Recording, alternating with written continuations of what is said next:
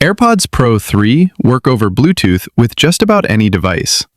iPhone, Android phone, Mac, or even a Windows PC. Here's how to get them paired with your Android phone.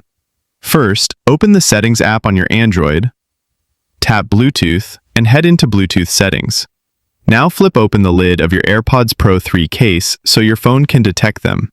Wait a few seconds until you see the AirPods show up under Available Devices. If they don't appear, tap Scan at the top to search again. Still nothing? No worries. Try resetting the AirPods first. Close the lid of your AirPods, wait for 30 seconds, then reopen the lid of the charging case. Double tap the front of the case while the status light is on. Double tap again when the status light flashes white. Double tap a third time when the status light flashes faster. When the status light flashes amber, then flashes white, you can follow the steps on your device's screen to reconnect your AirPods. Turn Bluetooth off and back on in your Android settings. Scan again, and tap the AirPods name to pair. If they still won't reset or connect, it might be dirt or dust inside the charging case.